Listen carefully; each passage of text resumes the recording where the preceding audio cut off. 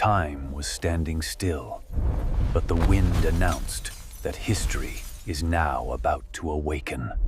तारीख हिंद के सफ़हात जब पलटे जाते हैं तो बहुत से नाम चमकते हैं, मगर कुछ ऐसे होते हैं जो सिर्फ बादशाह नहीं बल्कि एक अहद बन जाते हैं।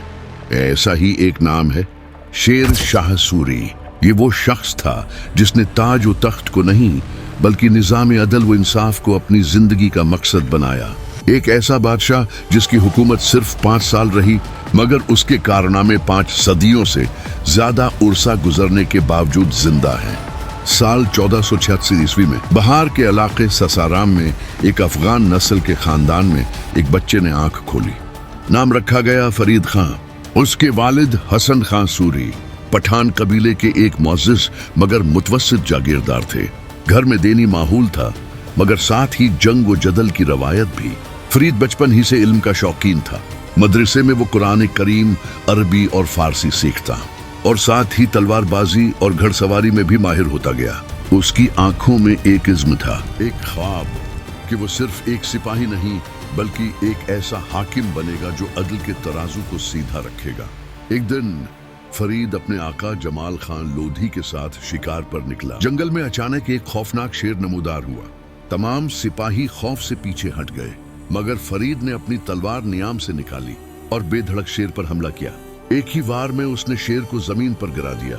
उस दिन से फरीद का नाम बदल गया। लोग उसे कहने लगे शेर खां।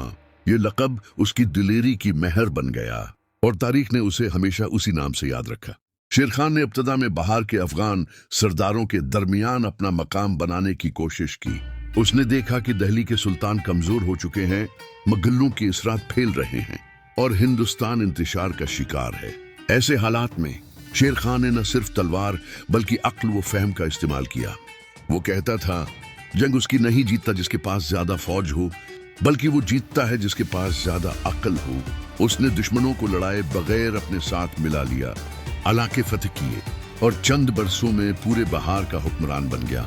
साल 1533 में मुगल बादशाह हुमायूं ने शेर खां के बढ़ते हुए असर को महसूस किया।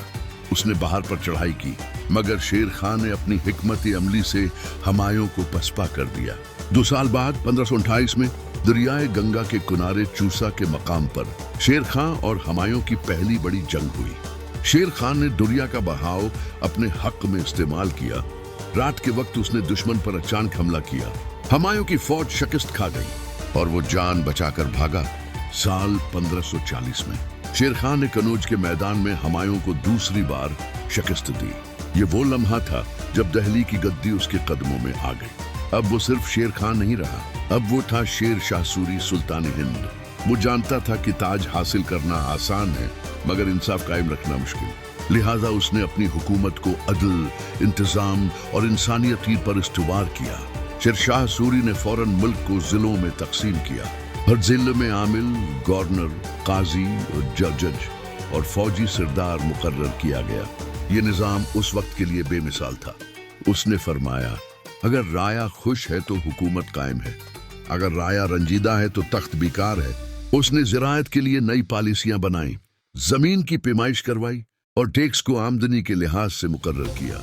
शेर शाह सूरी के इक़्तिदार में आते ही पूरे हिंदुस्तान में एक नई फजा कायम हो गई। जहां कभी मुगलों के जुल्म और कमजोरी का दौर था, अब वहां अदल व इंसाफ की बादे बहारी चलने लगी। शेर शाह सूरी के अहद में अदल व इंसाफ की वो मिसालें कायम हुई जिन्हें आज भी तारीख हैरत से बयान करती है। वो अक्सर कहा करता था, अगर एक शीरनी के बच्चे को भी इंसाफ न मिले तो मेरा हुकूमत पर रहना हराम है। वो अपने अफसरान को हमेशा ये नसीहत करता, रियाया अल्लाह की अमानत है। अगर तुमने उन पर जुल्म किया तो तुम मुझसे नहीं खुदा से हिसाब दोगे। शेर शाह सूरी का सबसे अजीम कारनामा उसकी शाहराह आजम थी। ये सड़क कलकत्ता से काबिल तक तकरीबन 2500 किलोमीटर तवील थी। ये सिर्फ एक रास्ता नहीं बल्कि शेर शाह की दूरअंदेशी, मंसूबा बंदी और तामीराती जहानत की अलामत थी। आज भी हिंदुस्तान में जो GT रोड कहलाती है, शेर शाह सूरी ने एक नया मजबूत मालियाती निजाम मुतारफ कराया। उसने चांदी के सिक्के जारी किए जिन्हें रुपया कहा गया। यही रुपया बाद में पूरे बरसगीर की करेंसी की बुनियाद बना। शेर शाह सूरी जानता था कि सल्तनत की हिफाजत के लिए एक मुनज़्ज़म फौज जरूरी है। اس نے قلعے مضبوط کیے، سرحدوں پر پہرا بٹھایا اور ہر صوبے میں چھاونی قائم کی۔ اس کی فوج نہایت نظم و ضبط کی پابند تھی اور اس کے حکم کے بغیر کوئی بھی کارروائی ممکن نہ تھی۔ سال 1542 میں شیر شاہ سوری نے اپنے سلطنت کے مغربی حصے میں واقع قلعہ قلنجر پر حملہ کیا۔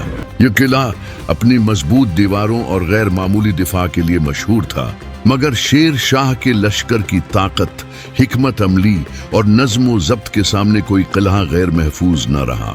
شیر شاہ خود محاذ جنگ پر موجود تھا۔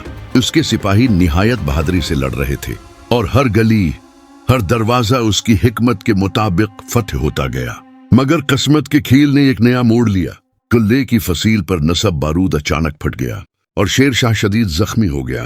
اس کی فوج نے فوراً اسے قلعے سے باہر نکالا، مگر زخم بہت گہرے تھے۔ 22 مئی 1545 کو ہندوستان کا یہ عظیم بادشاہ دنیا سے رخصت ہو گیا۔ شیر شاہ سوری کی شہادت نے پوری سلطنت کو دکھی کر دیا، مگر اس کی اصلاحات، عدل و انصاف اور نظام ہمیشہ کے لیے زندہ رہے۔ شیر شاہ سوری نے صرف 5 سال کی حکمرانی میں وہ کام کر دکھائے جو اکثر بادشاہ صدیوں میں بھی نہیں کر پاتے۔ اس نے ہندوستان کو ایک مضبوط، منظم اور خوشحال سلطنت بنائے رکھا۔ اس کی شاہراہیں آج بھی کاروانوں کی رہنمائی کرتی ہیں اور آج بھی ہر دانشور اور مورخ اس کے نام سے متاثر ہوتا ہے۔ یہی ہے تاریخ کا شیر۔